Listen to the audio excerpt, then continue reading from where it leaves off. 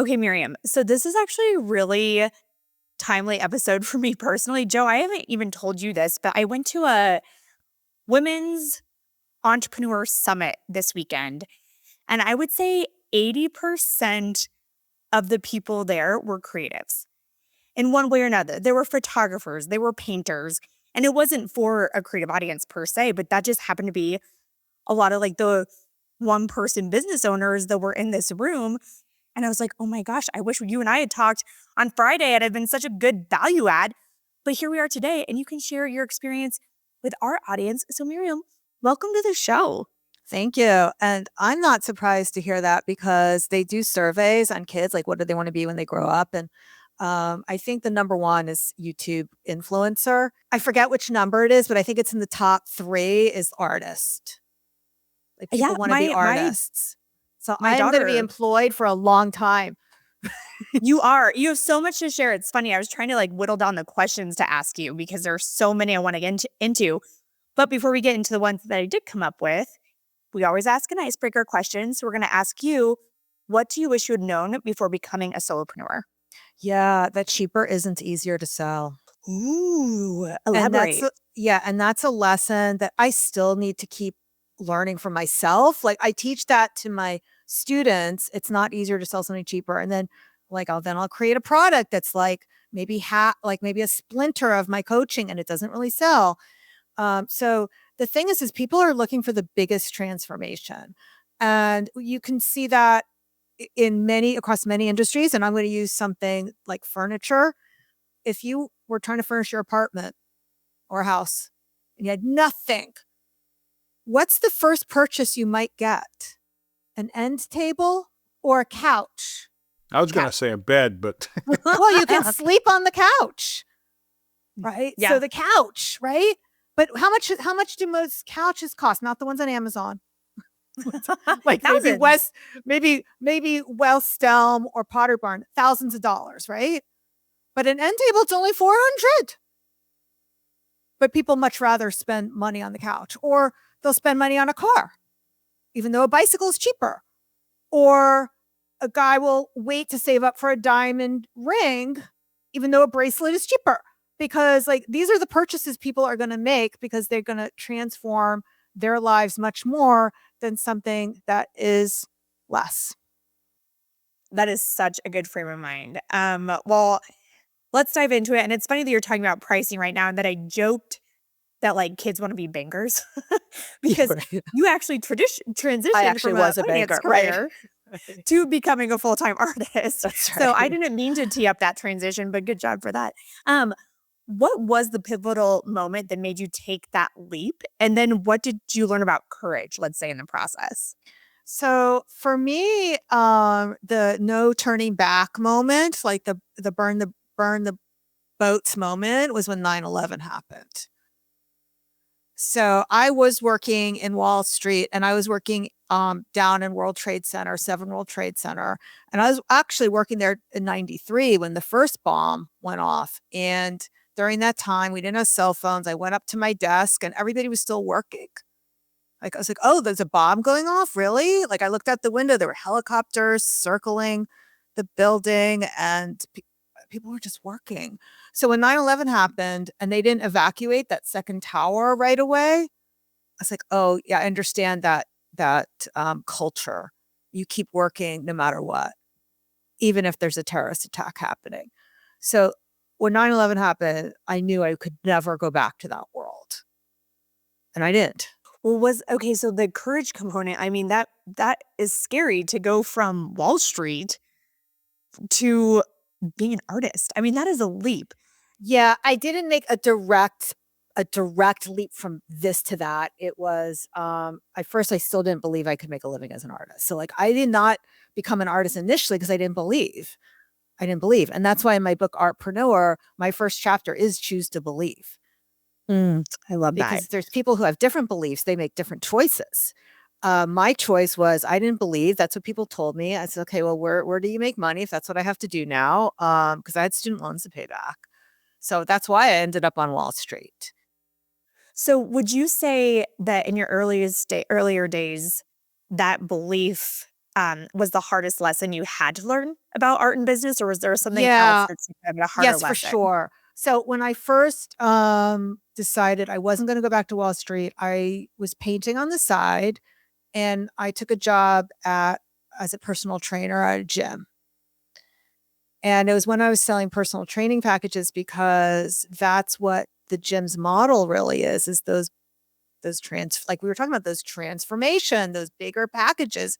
They know that that is where their real money comes from, not just the monthly fees. So they gave me a lot of sales training. And when I had that sales training is when I had my aha moment, because I was like, oh, this sales training, I'm going to use that to sell portraits instead of Pilates sessions, because I understood that sales could be used to sell anything, including art. I have a question on the art thing, because it's, Yeah.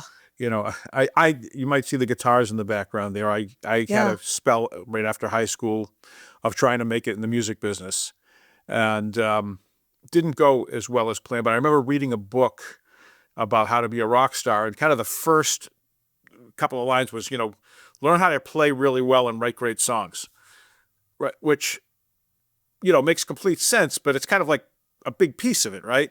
And I'm just wondering, how did you become somebody that could sell your art? Did you go to art school? Did you just have Okay. natural ability, or? I am not going to dismiss the idea that talent plays some role. Obviously, it does, but it isn't the only thing. Because, Joe, I bet you can think of musicians that you're like, well, I don't understand why he's so great. Oh I yeah, don't get it. absolutely. I don't get it. Absolutely. Why are they so successful? They're not that great. So then you have to say, well, what is it that makes some people rise to the top and other people who are much more talented fail? So it's more than talent. And I would say that the two things are marketing and mindset. And if you don't have that mindset dialed in, the best marketing lessons in the world won't work for you, because you will sabotage. Well, a mindset that so many people have around being an artist is that starving artist myth. And you challenge that pretty often. So how did you personally break free from that mindset? And then what advice would you give to artists that are struggling with that idea Yeah. that so many people probably tell them? I would say that the fact that I didn't go to art school probably helped me more get over that mindset, because they drill that mindset into art students in art school, that if you're successful, it's actually bad, like you're selling out. Like they have that is one of the reasons, and they don't teach business in art school. So the fact that I didn't have that preconditioning going into it, and then I was able to overcome it more quickly because I didn't have baggage around it. Well, and how do you balance that creative side of being an artist with, you're saying they don't teach business, but with that entrepreneurial side? Like, is there ever tension between the two of which way you'd rather lean towards? Well, for me, I am more in the business world now. That is why I'm a full-time business coach. Like I really enjoy helping people. But in terms of both when my early years, so I've been doing this now for over 25 years. So for the first 15 to 20 years, most of my income came from my art, not coaching, not online classes. And for my students, one of the biggest things they have to overcome is not focusing. I mean, they work very hard, even on the business side, but they're focusing on the wrong things. And that's because they're following bad advice and outdated advice, like, oh, if posting on Instagram isn't working for you, then you should post more. No, if it's not working, doing more of what's not working isn't going to help you. So it's focusing on the right things and not becoming content creators for the Zuckerverse. Yeah, I like that. Well, you wrote a book, Artpreneur, and you talk about it as art as business. What is one simple but powerful business habit that you think every artpreneur should start today?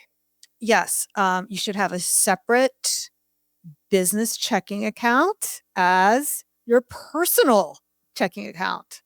Like, especially, you got when you make decisions, you have to know what's all the money that came in from my business, what's all the money that went out of my business, and when you go to make those decisions, you shouldn't be asking your romantic partner for permission unless they're part of your business.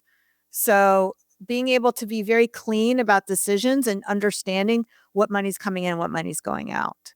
I have a question Do you recommend that people that are artists create corporate entities for their business, like we do for other kinds of LLCs? business, LLCs or S corp? For That's a great question. And I used to say you didn't have to, because the first 10 years, I just was a sole proprietor. And that is how I filed my taxes. And 25 years ago, when I opened my business checking account, I didn't need an LLC. I'm getting information. I have an LLC now. I'll tell you why. Around 2000 and gosh, God, time goes so fast. Whatever year it was that I had Instagram, at the beginning of Instagram. So, my Like doing the math, carry the one. I don't even know. Right. a long, long time ago. My Instagram account got shut down, and I realized I had no way of proving to what is now Meta that Miriam Schulman was actually the owner of Schulman Art, my handle. So that was one main reason why I knew I needed some sort of proof around Schulman Art, my handle at Schulman Art, and making that an LLC. And the other thing is my niece, God bless her, she made her Instagram account J Schulman Art. So there was a little bit of like brand confusion as well. She's changed it because she got married. I don't know why she thought Schulman Art was good. I guess she figured my aunt's successful and she's Schulman Art and I'll be J Schulman Art. So that's why I made my LLC. But my understanding is that some banks won't let you open a business checking account unless you have some of these documents in place. And that's what I'm learning from my students. So that's why I think you probably should go ahead and do that. Yeah, I think that makes sense. It's going to depend on your state and the bank. And that's why it's hard for me to give that kind of advice. But I know for a very long time, I just was sole proprietorship. What do you tell your students as solopreneurs?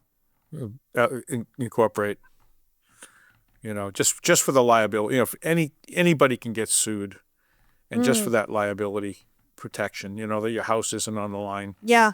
I mean, even a piece of art, if you're a sculptor, could fall over and hurt somebody, and who knows?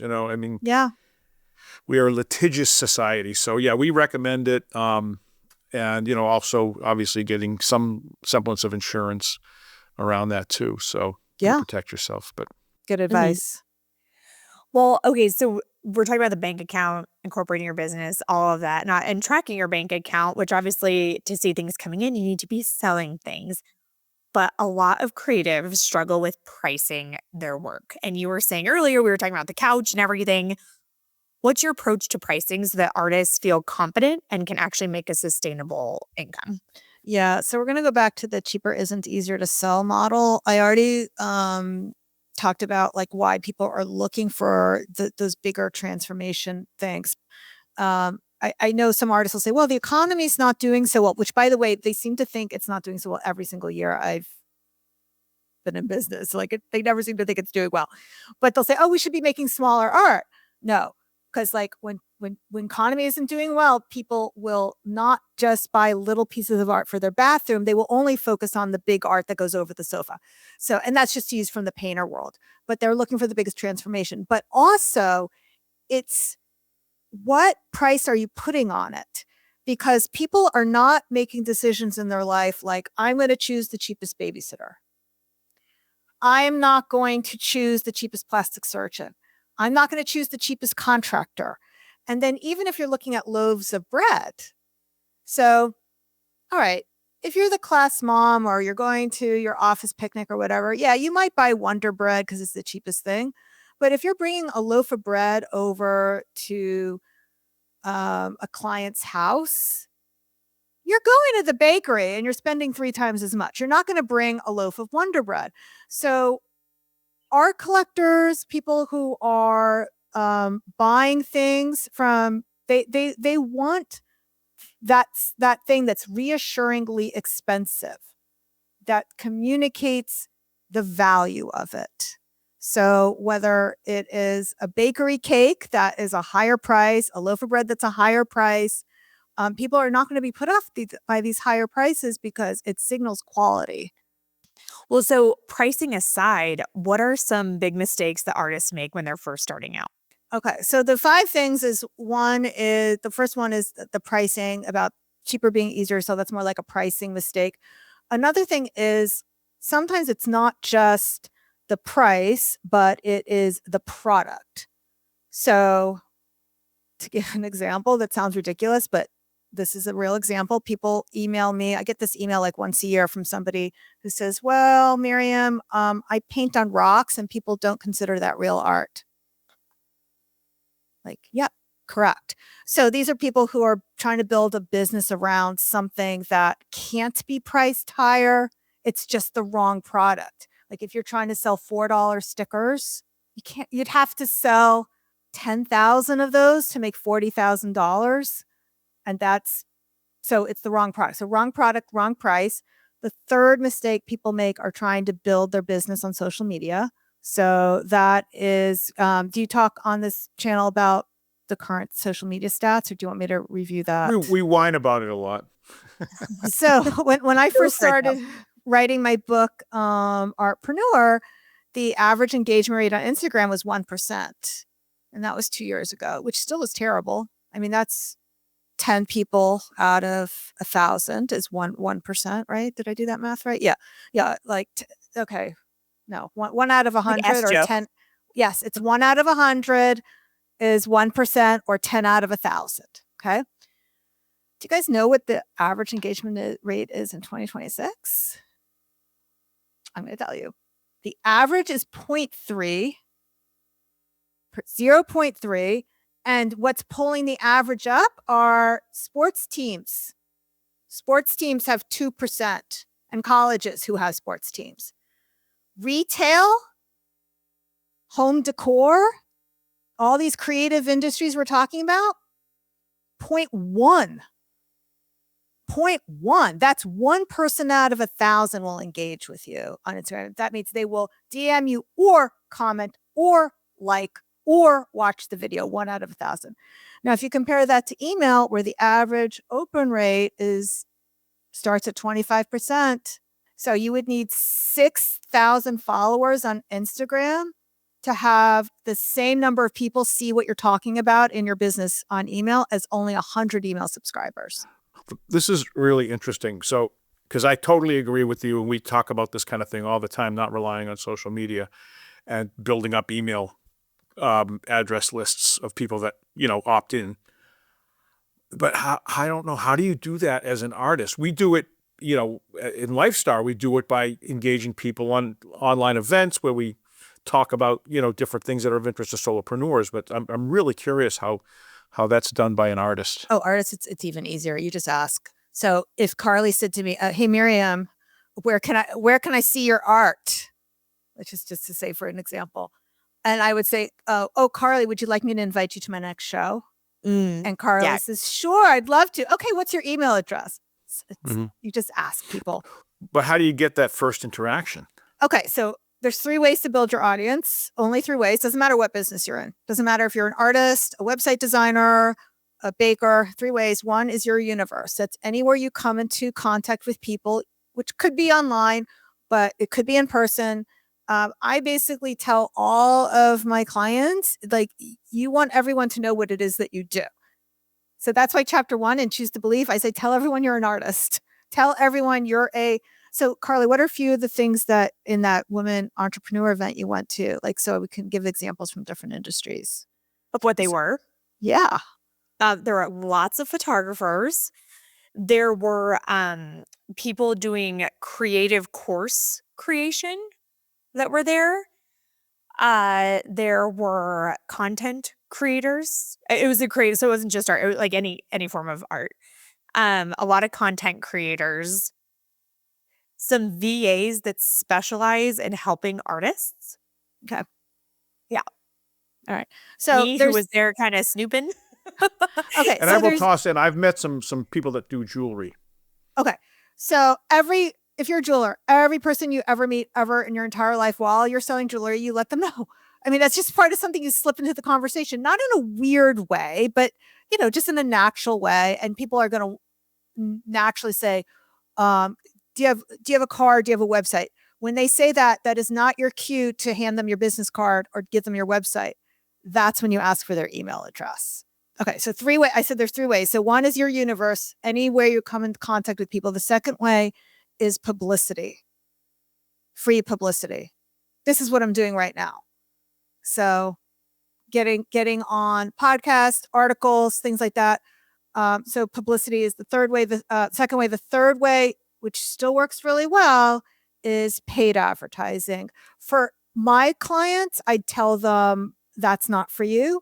However, for someone who wants to be a VA, someone who wants to be a content creator, those work really well. Paid advertising is great. I'm sure you use paid advertising too in your business. Yeah, no, all great points. And something, it's funny because I feel like a lot of artists are like jotting down notes right now just so what they could be doing differently. Yeah, It's so and hard like to I get in said, front- if you are a visual artist, you do not need to do paid advertising. Number one and number two is sufficient for you.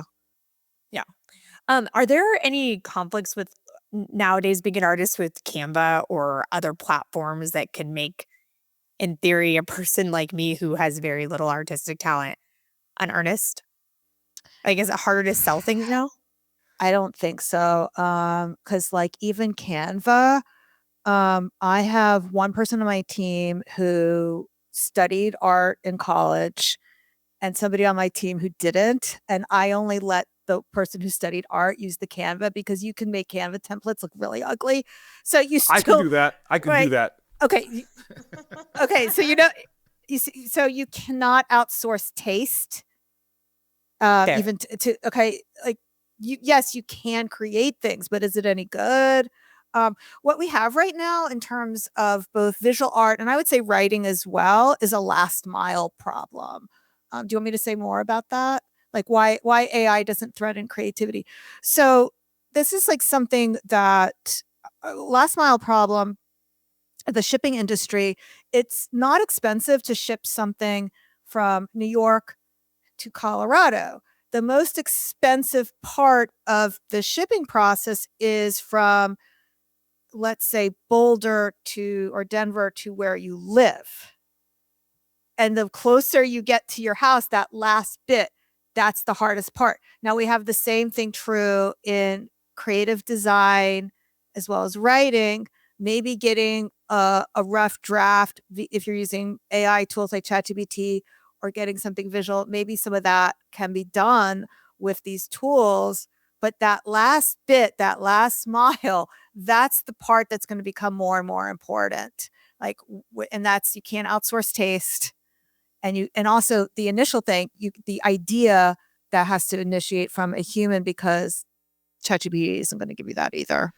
I have to ask you, have you noticed, like I have, that people with anything AI generated, whether it's a video, art, or writing, if it's acknowledged and presented as AI generated, people are like, oh, okay, cool. I see these videos of these kind of futuristic societies, and it's like, oh, cool.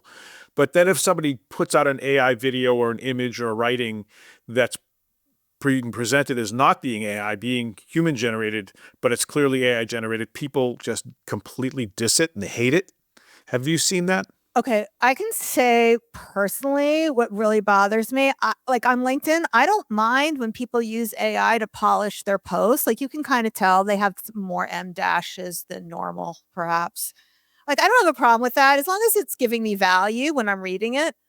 But I have a huge problem with people who are outsourcing the comments to AI because it's just like, why did you even bother? Either you are so aggressively beige, because you know what I'm talking about? Where you see the comments that look like AI generated. I was like, why do you think this is helping your brand? This is not helping you.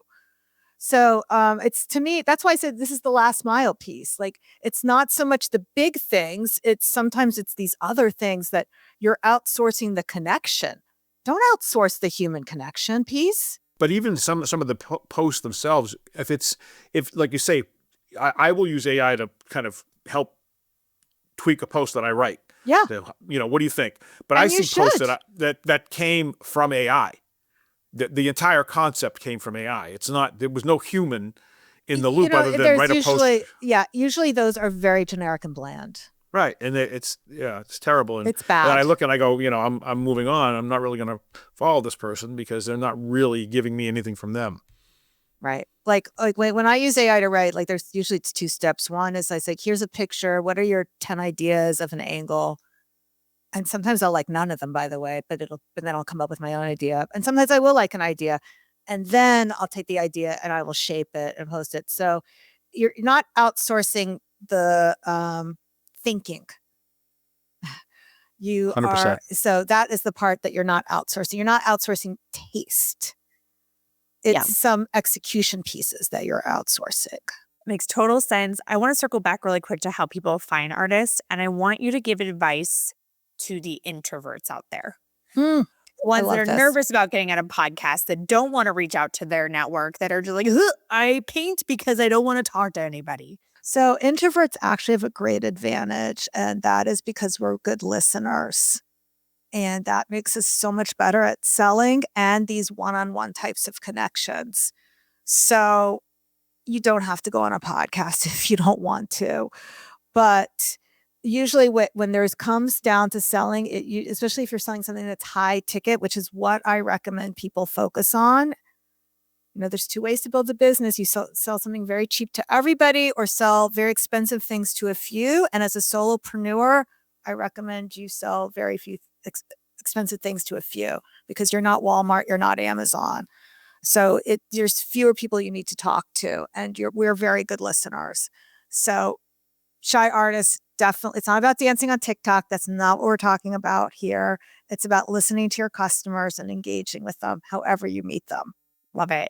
Well, and we may have touched on some of this throughout our conversation, but you do have a passion to profit framework that is useful for artists. Can you kind of dive into Yeah. what that entails? And we'll circle back to, you asked me like the 5 biggest mistakes, and we actually only hit on 3. So the first one is production. What are you producing? Are you producing the right thing? The second is pricing. Are you pricing it high enough relative to what it is? And so this is a math equation. Make those two things have to be working together. The third thing is prospecting. We talked about moving people from wherever you're engaging with them to your email list, not follow me on Instagram, where you'll never see them again, but an email list. The fourth thing is promotion. That's sales. I needed a piece. I wedged that in there. So by promotion, I really mean closing the deal. And the fifth thing is productivity, not producing the art, but what are your systems that you have in place for getting everything else done? So those are the 5 Ps. Great. Okay. Because I saw that and I was like, this seems just so intriguing to me. Well, and we were talking about like Canva and AI and everything, and things have changed. So looking ahead, how do you see the art world changing for independent artists? And like, what kind of new opportunities do you think aspiring artpreneurs should prepare for? Yeah, I did a whole podcast. Actually, I did 2 podcasts on this with AI. One is AI and copyright wars. It's like you have to document your process so people aren't ripping you off, and make sure you're checking everything that you sign, that you're not signing away your rights to train your IP, letting AI train on your IP. So I would say that's the one thing that artists need to be prepared for. The other thing is that it's no longer about being recommended by Google. It's being recommended by AI. So if you were to go on to Claude or ChatGPT right now and say, who are the top 3 artist business coaches? My name better come up. And if you are looking for yourself, that is the goal now, is to not just have Google recommend you, but AI recommend you. It's so funny. I muted myself because I was typing to see if you came up in my ChatGPT. And do I? I stopped typing because you ended your sentence, and I was like, oh, I want to keep asking questions, but the prompt is in there, so I will let you know ASAP. Yeah, we can do it now. We could do it live, and if you embarrass me, I'll Okay, tell do you it live. about Okay. that. Let me see. I know mine does, but it may be like just trying to kiss It my it learns from you who you are, and exactly. Maybe it saw though that we had like a scheduling No, thing. I don't know. Okay, listeners, this is for the It's listeners. still thinking. You're number 1. I'm not kidding. You are number 1. Thank you. Okay, I want all the listeners to do it, and if somebody else, I think it varies who the top 3 is. Allison Stanfield, who I'm friendly with. Corey Huff is another one. Being found on Google search, by the way, does help you be recommended by AI. So it's not that what you've done in the past with SEO is a waste of time. It absolutely isn't, because it's always crawling the internet. But if you want to be the number one, whatever it is, you want to make sure those words, number one artist business coach or number one website designer, or if you don't want to use number one because that feels weird to you, leading website designer, something like that. You want to use that kind of language so that it's always pulling from that. I hate to get in the weeds on this, but I just need to. When you use that language, where does that go on your, like, is that your H1, like your top hero, biggest stuff, or can you put it a little further down? Okay, Joe, I'm so glad you're asking me this. This is why I'm on the podcast today. You know, what did I give you as my bio? That is in my inbox that I'm not looking at right now. Yeah. I don't do it for every single podcast I'm on, but I try to, like, the number one business book for artists is Artpreneur. Like, I'll try to put that, so it's not about your website. And this is why publicity is so great, is because you're getting it on a lot of websites. Oh, the Aspiring Preneur. Oh, this is who we should go to for help. So getting so that it's not in on there. your website, it's other people putting it on their websites about you. Yes. Cool. Smart. Yeah. Super smart. Glad I asked. Miriam, it's so funny. As we were talking, I was coming up with a list of friends that I want to share this interview with. And because they're artists, I'm just like, oh, this would be so helpful. And so I have no doubt you will help other people find success as artists. So I have to ask, because we ask all of our guests this question, what is your favorite quote about success? Yes. Okay. So I don't know who said this. It may not have an author, but this is something I've just been repeating for years, and I don't think I made this up. The most successful people are just doing things that unsuccessful people won't do. Love it. Easy Yep, enough. it sounds a little bit like a Tony Robbins, but I'm not sure. I don't know if somebody out there figures out who the original. But the thing is sometimes there are quotes that get attributed to multiple people. You know how that is, right? Mm-hmm. Oh, totally. Well, Miriam, this has been fantastic. You make me want to be an artist so that I can now put these into practice. Where can artists or anybody find you if they want to learn more about you? Yeah. So if you liked what we talked about today, come find the Inspiration Place. I'm on YouTube or wherever you're listening to the Aspiring Solopreneur. So you can come find me wherever you're watching or listening to this. Awesome. Well, so great. Well, thank you so much for coming on the show today. Thank you. Thanks for having me. And listeners, as always, thank you so much for tuning in. Please share this episode with an artist, create a friend of yours that you think would love this. Leave that 5-star review. It helps us spread the word to other solopreneurs and artpreneurs. And subscribe to our show on your favorite podcast platform, including YouTube. And we'll see you next time on the Aspiring Solopreneur.